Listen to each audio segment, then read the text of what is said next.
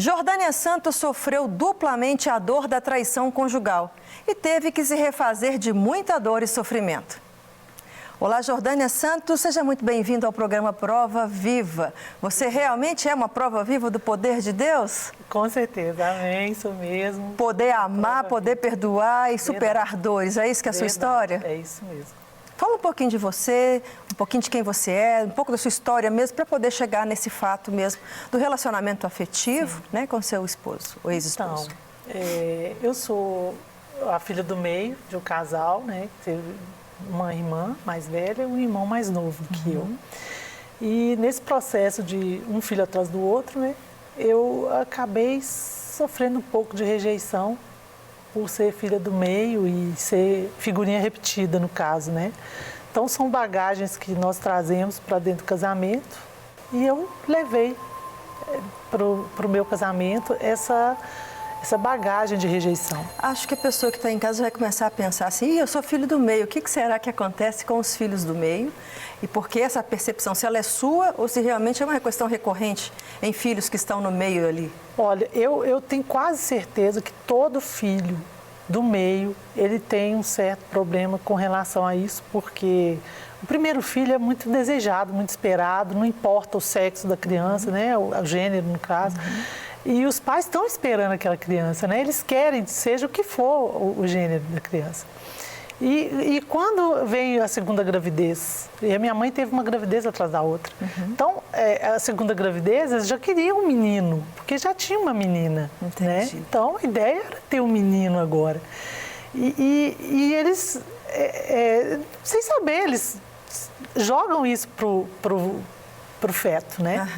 Então, esse desejo deles terem um menino e vir outra menina é muito frustrante para os pais. Era notório? Era notório, era notório. E quando eu nasci, minha mãe falou que meu pai falou para todo mundo que eu era menino, sabendo que eu era uma menina. Então, assim, foi muito doloroso saber isso depois. Estou explorando um pouquinho para entender onde que isso interfere depois lá nas questões do relacionamento afetivo, né? E durante a criação mesmo, a relação da minha mãe com a minha irmã mais velha, né, era bem diferente da minha. E o meu irmão nasceu logo depois, no dia do aniversário do meu pai. Então, quer dizer, eu sobrei nessa história toda, né? E eu reclamava muito com minha avó, eu pensava que eu era filha adotada, eu não imaginava que eu fosse uma filha de verdade deles. A sua infância, então, ela é pautada pela rejeição. Sim. Até quando esse sentimento de rejeição, ou como essa rejeição interferiu nos seus relacionamentos de vida adulta? Que você começou dizendo isso. Olha, eu chamo de um espinho na carne. Até hoje eu lido com isso. E é muito doloroso. No trabalho, às vezes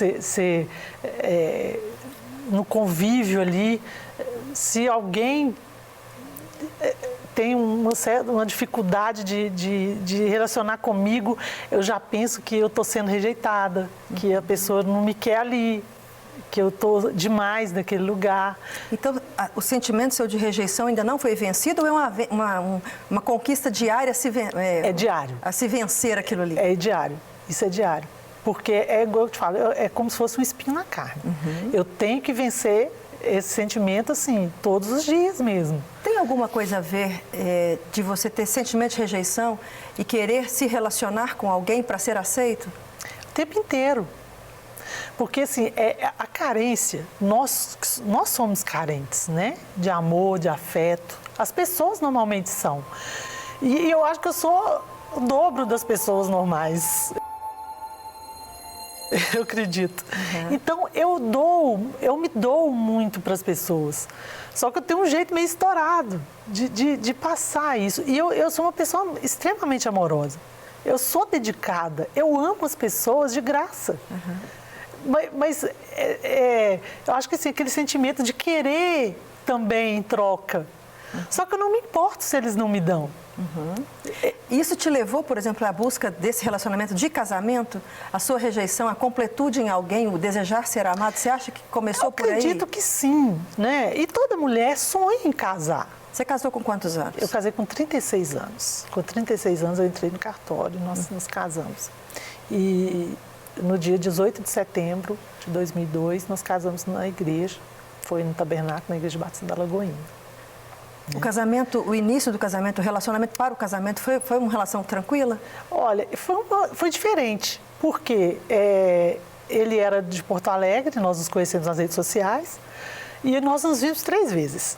Antes de casar? Antes de casar. Uma vez para conhecer, a gente já se conhecia pelas redes sociais mesmo, e então nos vimos uma vez para conhecer, ele veio, nos conhecemos. A segunda vez, ele veio, já trouxe aliança de noivado, nós ficamos noivos. E quando ele veio a terceira vez, já veio com a data do casamento já marcada, e aí nós nos casamos. E ele foi muito bem recebido pela minha família, isso pesou muito para mim. Minha mãe aceitou, meu irmão, minha irmã, então acolheu ele super bem, né? Nós contamos no começo da chamada aqui que você ficou casada por ele por 2 vezes, em 2 momentos. Sim. Como é que foi o primeiro momento do casamento? Bom, ninguém casa pensando que vai ser traído ou que vai divorciar, nada disso. Principalmente nós que somos cristãos, nós temos que é uma história bíblica, né, toda, que nos remete a um casamento perfeito, a um casamento assim, bíblico, né? Que o esposo é o noivo, Jesus, representa Jesus, e a noiva é a igreja, representa a igreja. Então, há toda essa história linda que a gente sonha. Esse desejo, né? Desejo, e não pensa que vai dar errado. Por né? quanto tempo vocês conviveram, então, nesse começo de casamento? Olha, foram 3 anos e meio, mais ou menos, assim, bem, tranquilo. Nem nunca imaginei que ele fosse me trair, ter um outro relacionamento, jamais. Porque a gente sempre viveu muito bem. Nunca demonstrou indiferença, nada disso. Nós sempre fomos muito, muito juntos, muito intensos, nós dois, muito um pelo outro. Então, assim, foi difícil para mim. A observação é sua, a vida, né, e o referencial é seu.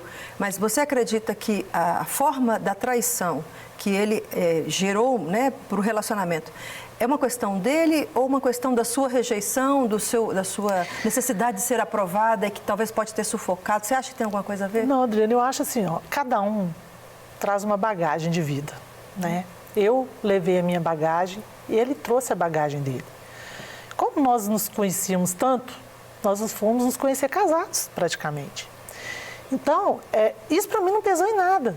Foi até uma coisa bacana para mim, que eu estava conhecendo alguém e já vivendo uma história, né? Mas ele teve a bagagem dele e eu tive a minha. Aí ficou incompatível em determinado momento, aquilo não funcionou e gerou a traição? Não, porque assim, ó, no caso dele, o pai fez a mesma coisa com a mãe. Entendi. Então ele trouxe esse histórico.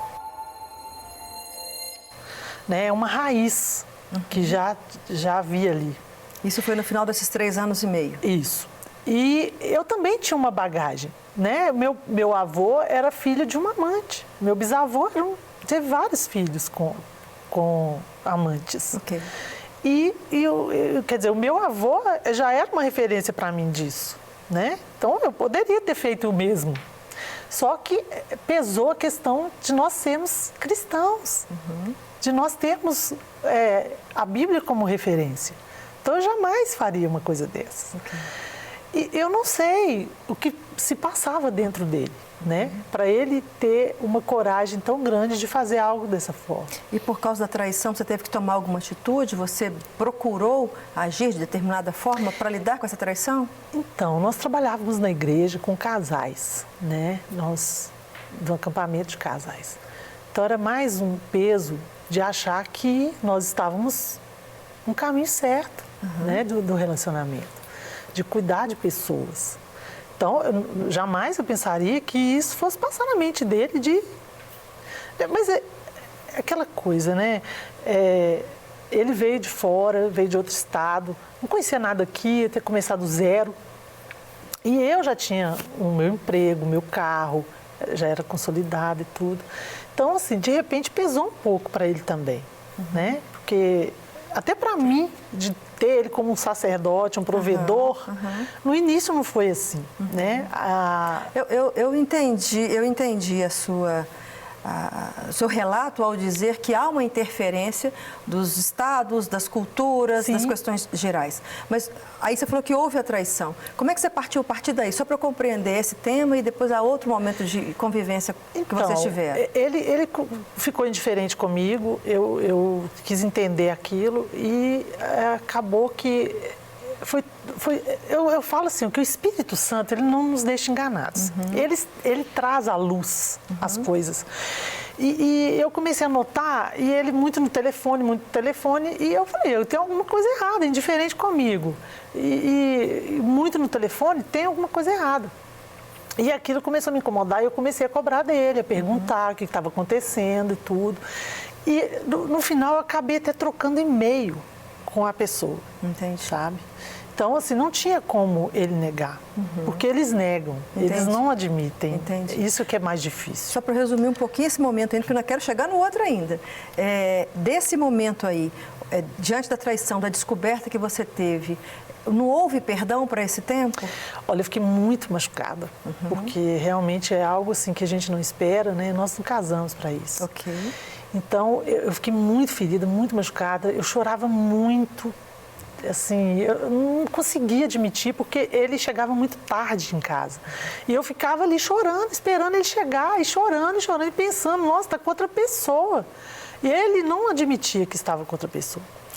Então, aquilo me doeu demais. E foi um ponto que eu falei para Deus, falei, Deus, eu não quero mais esse casamento tem que pôr um ponto final, porque realmente não foi isso que eu sonhei. E foi aí que eu resolvi mesmo partir para o divórcio, sabe? Aí você partiu para o divórcio e cada um foi para sua casa? Não, aí eu conversei com ele, falei para ele que eu queria que ele fosse embora, que ele voltasse para a cidade dele, né? Voltasse para a casa da mãe, porque eu precisava ser feliz, eu queria ser feliz e daquela forma eu não iria ser feliz, ele também não. Então eu queria que ele fosse embora. Aí entrei com a papelada do divórcio, tudo. Fomos no cartório, assinamos o divórcio, só que ele não quis ir embora.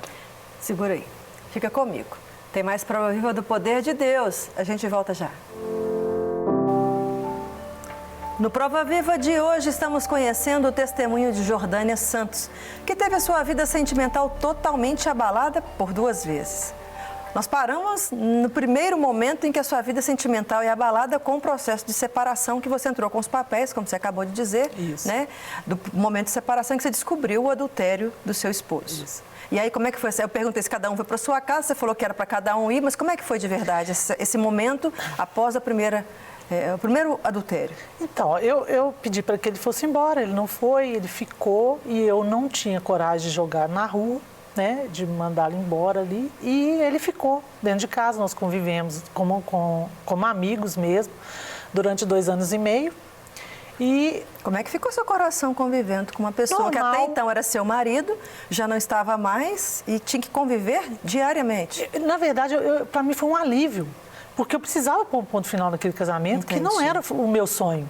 Né? Então eu pus um ponto final naquele casamento e continuamos ali convivendo como amigos, dividindo as contas, tudo normal, numa boa, dentro de casa e tudo. E depois disso, minha mãe e minha irmã também são cristãs, né? E começaram a me aconselhar a dar chance e tudo, voltar, deixar Deus trabalhar no meu coração. E eu fui quebrantando, né? Meu coração foi amolecendo e eu acabei anulando o divórcio. Né? E dando uma chance para ele. Em acordo com ele? Em acordo. E nós reatamos o casamento. E foi maravilhoso o segundo casamento, né? Foi assim, eu não tenho nada a reclamar do casamento. Inclusive, eu amo casamento por causa do meu casamento. Porque eu resolvi me colocar no lugar de uma esposa, segundo a Bíblia. Uma esposa sábia, né? E sábia, e colocar ele como sacerdote realmente. Okay. E nós vivemos o melhor do nosso casamento. E quando nós estávamos vivendo o melhor do casamento, houve a segunda traição. Então, a segunda traição para mim foi muito mais dolorosa, muito mais decepcionante do que a primeira. Porque houve um sofrimento para ele também no primeiro, porque ele também sofreu. Claro. E ele repetia a mesma coisa de novo. Então, assim, foi muito doloroso para mim. Aí, na época, eu já trabalhava na igreja. Eu fiquei 30 dias trancada em casa, foi um luto muito grande. Eu ficava dormindo, eu dormia e acordava chorando. Eu só isso, eu só fiz isso durante 30 dias. Aconteceu alguma justificativa da parte dele para fazer isso e gerar, inclusive, toda essa tristeza no seu coração por causa do adultério? Olha, eu não sei explicar, porque eu não sei o que passou dentro dele, né? Vocês não conversaram sobre isso? Ele simplesmente, um dia eu cheguei da faculdade no sábado, ele falou, olha, nosso casamento acabou, você não me faz feliz, eu não te faço feliz. Eu falei que você não pode falar isso por mim, você pode falar por você. Eu não sou infeliz no meu casamento. Então, aí veio essa decepção, eu chorei muito na hora. Ele ligou para uma pessoa para provar que ele não estava me traindo, e realmente estava, né? E falava que ia para o monte, na verdade não ia, falava que ia fazer visita, não ia. Então, foi tudo um pacote ali, e isso assim, me doeu muito. E passados esses 30 dias de muito choro, você conseguiu se reerguer? Olha, foi algo de Deus, realmente. Foi um ano nós estávamos passando um ano da consolidação na igreja, em 2016. E em 2017, nós íamos entrar o ano da alegria na igreja. E eu tirei férias em dezembro. Então, ia virar o ano, no final dos 10 de dezembro. Entendi. Então, eu estava em casa, e esses 30 dias eu fiquei trancada em casa. Só chorava e dormia, só isso. Foi um tempo de luto total. E eu só acordava e pensava, Deus, o Senhor é meu Redentor, eu sei que o Senhor vive. E ainda que o Senhor me mate, eu vou esperar no Senhor. E aquilo foi abrandando meu coração. E no final desse final de ano de dezembro, quando nós fomos entrar o ano da alegria, Deus, Ele passou um bálsamo no meu coração, ele me lavou por dentro de uma maneira que eu falo assim, que Deus, Ele trocou meu coração. Ele tirou o meu coração e colocou o dele. Glória a Deus. Porque assim, eu não consigo ter raiva dele, eu não consigo ter raiva da menina, Você já liberou perdão para ele? Totalmente. Já conversou sobre isso, sobre liberar perdão? Eu falei isso para ele, porque ele vinha perguntando se eu perdoava. Eu falei assim, olha, quem tem que se perdoar são vocês. Vocês têm que perdoar vocês mesmos, porque eu já liberei o perdão, Deus já perdoou vocês, porque vocês estão arrependidos, Deus já perdoou. Então, assim, eles é que precisavam se perdoar. E porque Deus realmente colocou o coração dele em mim. Eu falo que hoje eu amo todo mundo. Eu sou uma pessoa extremamente amorosa. Eu amo de graça, sabe? E eu falo isso, eu demonstro isso para as pessoas. E como é que ficou seu ministério a partir daí, já que então você trabalhava estando casada e agora separada? Eu trabalhava na Rede da Família, tive que sair, né, da Rede da Família, e o pastor Flávio me trouxe para trabalhar aqui na administração junto com ele, né?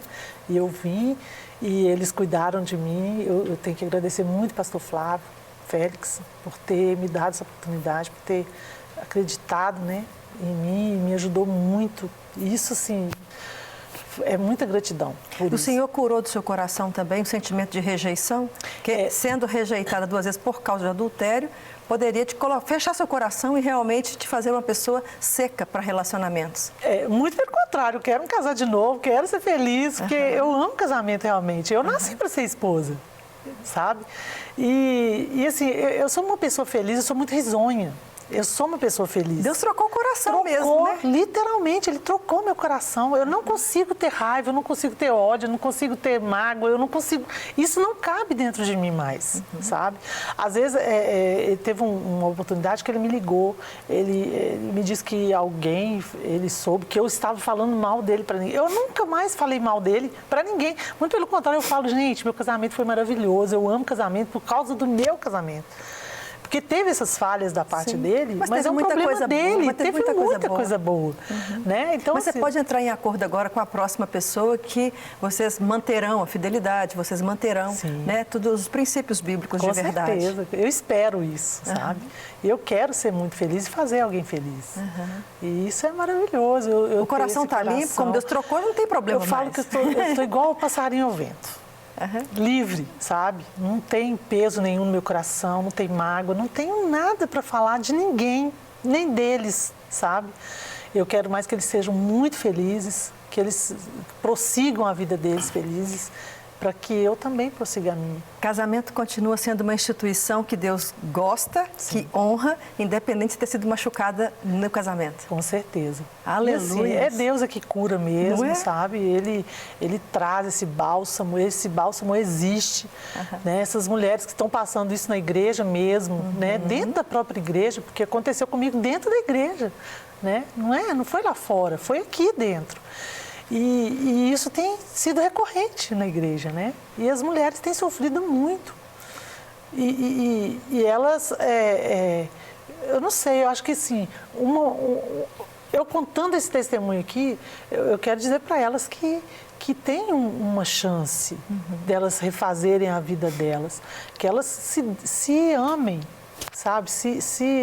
Eu sempre falei que Deus, ele é o primeiro na minha vida. Deus nunca foi o segundo. Ele era o segundo, mas Deus sempre foi o primeiro. Acho que por isso eu ter tanta força, tanta garra para superar, porque o Senhor veio primeiro, né? E amar a Deus acima de todas as coisas e a si mesmo. Então eu me amo.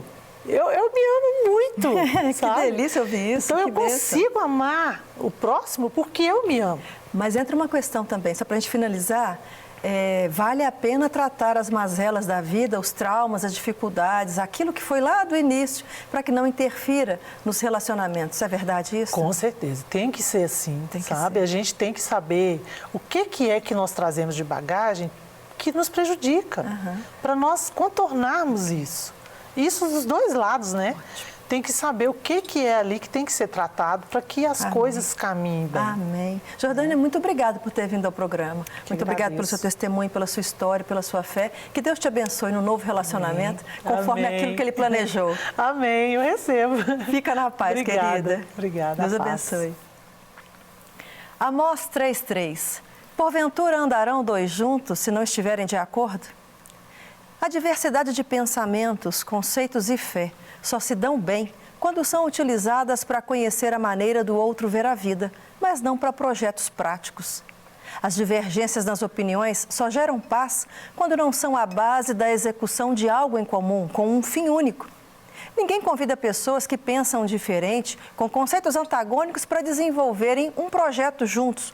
Porque por mais que se respeite a maneira diferente de ver as coisas, na hora da prática, se não houver um consenso sobre como agirem naquela demanda, não chegarão a lugar nenhum.